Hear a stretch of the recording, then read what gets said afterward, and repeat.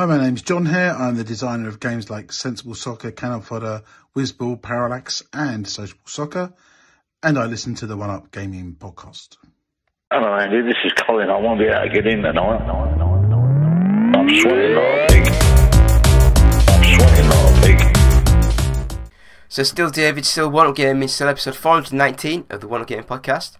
Please go to our new website, ougtech.square.site, and from there you can buy t-shirts and mugs and bits and bobs, either branded with the One Up Gaming logos on, or just simple things with just like the Sega Rally t-shirts are probably my favourite. But yeah, see what you like, see what there is on there. Will apologise if I cough or sneeze or do the sniffles. I do have a really bad cold, so hopefully it's not too bad and not too distracting. Just gonna go really into the games played this week, and that is it. No 10 minutes of nothing, just the games played, and that is it from this week. So yeah, so we'll just say games inspired music, 20% of each sale will go to the Child's Play charity. Google games inspired music, buy it, and we'll donate money to them. Just gonna go straight into it. So got maybe about 10 games to talk about this week. So first of all, EA Sports FC 25, and I don't know when these sort of games changed over, but the momentum sort of system seems weird. So when you're running on the field, I remember, was it FIFA 07, 08, that sort of time? Yeah, it might have been that sort of time when the momentum system happened, and when you're running on the field and you hit someone, really bad physics took over, and it's just a weird sensation to see. I think this game's the sort of like, as you're running, your momentum's over emphasized. It looks weird. It kind of looks more like the eFootball. Is it eFootball? Is that what it's called now? What used to be PES, the free-to-play Konami sort of game, but it's kind of looking more like that sort of thing. But I will say it plays well, it looks nice, it's got all the details, all the clubs, all the little stickers and little shiny things, and idiot people love shiny things. So yeah, it's the same game it's been for a long time now, but it still plays well. So yeah, EA Sports FC 25. I think it's a good game, it's just not my sort of game anymore, unfortunately. So the next video we got up was a video to showcase the POW Kiddie X28 handheld console. And I played some GameCube games. So I played Aggressive Inline, Smashing Drive, and The Legend of Zelda The Wind Waker. So I played all those on it. So first of all, Aggressive Inline, it plays 99.9% perfect. It's nowhere near as good as a Tony Hawk sort of game, but it's an inline skater stunt sort of game made by Z-Axis, who I think they're the ones who did the I've forgotten what his name was, but the BMX, Dave Mirror, was it Dave Mirror BMX? Can't remember, but yeah, it's from them same that devs who did one of them games on PS1. So they know what they're doing. It plays okay, it looks nice, and it's fast, smooth. I just didn't understand what I was doing, but yeah, it plays perfect. Great game. Smashing Drive, I've heard so much about this, but more for the fact of the GameCube. No, I played the GameCube part, but more for the Game Boy Advance sort of full 3D game that was like weird but amazing at the same time. But yeah, the GameCube version I played here, it looks quite budget, but I guess it's like it's running like imagine like the Sega's Model 2 arcade board, that sort of time frame, I guess. Very square and polygonal sort of graphics, but it's nice.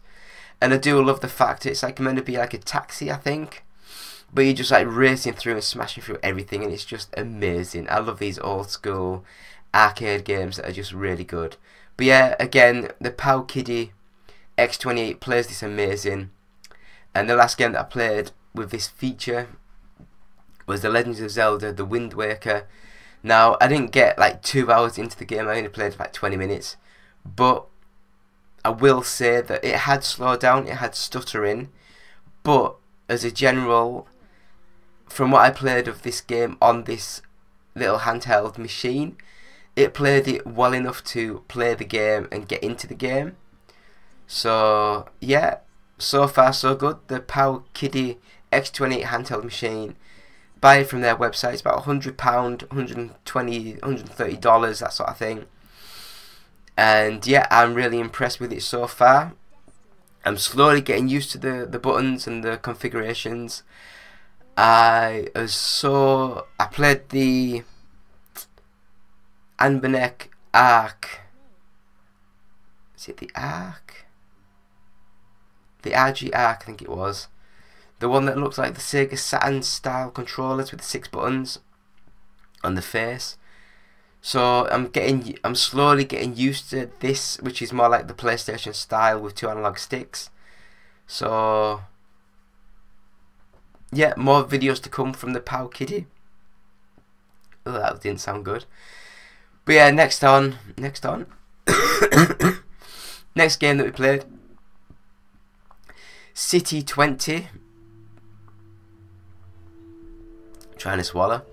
And I must admit, I didn't understand a lot of the things that were happening in this sort of game, because I honestly thought it was a like SimCity style builder game. And so when I was getting all the emails, I was like, yeah, I'd love to play this, I love these games, yeah. And I've been sent the game, and it's a kind of a role-playing game, strategy, action sort of game. More of a top-down-y sort of view, pulled far camera view, like a Diablo style graphics. A little bit closer in a weird sort of authoritarian. It's just a weird game. I was wandering around, not knowing what I was doing. Wandered into the wrong district, and people started attacking me. But I think it's still in early access. From what I played, I enjoyed. I don't know if I'll go back to it for a while, but we'll see. My PC is not very good, so it didn't really run it at the high frame rates and high graphics settings. But I can see some sort of thing in there that's fun to play, and that's what you need. So yeah, check out the trailer, check out the graphics, check out what you think of this game, because it's not a SimCity game, unfortunately, because I love SimCity. So the next up we have Dungeons and Degenerate Gamblers. And yeah, it's just a pixel poker style sort of game. Very easy. Actually, it's a 21. What's the 21? Blackjack sort of game, and it's got like power-ups and other cards and weird stuff. And yeah, it was a good game. I enjoyed it.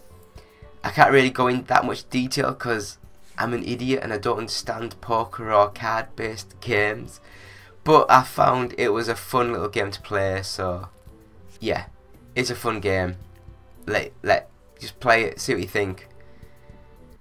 So next up we have Rogue Waters, and this is like a turn-based action strategy game in the vein of like the Ofcom rebooty sort of games for the Xbox and PS3, I guess. But this is, as the title suggests, it's like a pirate-themed game. where you have to sort of like try and board ships and then maneuver around them and do things. I found it really good. I thought the graphics were amazing. I just don't do these style of games, and I found it hard to grasp their tactics and the way of playing. But I guess if you're into that sort of thing, then the deeper the mechanics, the better the game can be. So I found it really nice, really good looking, and it was a good game. I really recommend Rogue Waters. So then next up we have Occupy Mars, and this one, it was a weird one. It's a kind of a budget, story-driven, first-person game where you're on Mars and you have to travel around in a realistic-ish style setting. You put your spacesuit on when you're outdoors, and when you get indoors you can take it off, take your helmet off. But yeah, I really enjoyed the setup. It looks to be like a puzzle, sort of like base, sort of first-person-y sort of game. And yeah, I really enjoyed the game that I played. Hopefully the trailers that's playing in the background makes it look a little bit more than my limited sort of talking, because I'm so far ill. I'm really ill. I don't know if you can hear it or not, but I just don't feel well at all.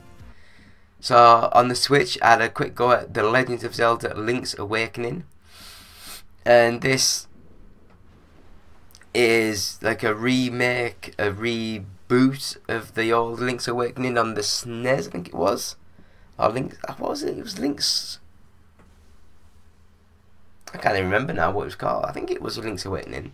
But anyway, it's a top-down 3D action-adventure RPG sort of game.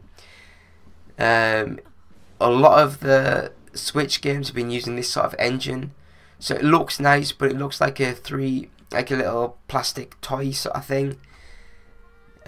Looks great, plays well, sounds amazing. Pushing the Switch to its limits now, I think, with some of these games.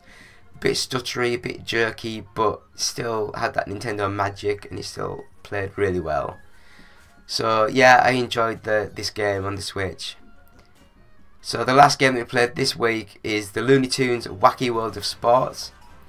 It looked amazing. I think it's another Game Mill. I think it's Game Mill that sort of like developed it, and yeah, it looked amazing. I only really played the golf mini game, which I felt was a good like representation of golf, and it's got like, I think, soccer, basketball, baseball. It's got a few in there which I think will be quite fun. So imagine like Wii Sports, but a bit more in depth. But yeah, it looked really good. I will play more of this game later, show more of the games, but I've put up a video of the golf sort of like, and yeah, it's one of those games where I am willing to give it another go, give more of the games a go, and see how it goes. So that's the games we played this week. So hopefully there's something there that you've enjoyed, something there that's caught your fancy. But yeah, I'm gonna say that's me, David, One Up Gaming, episode 419 of the games played this week. So thank you all. We'll have a quick break and we'll be back with goodbyes. So goodbye.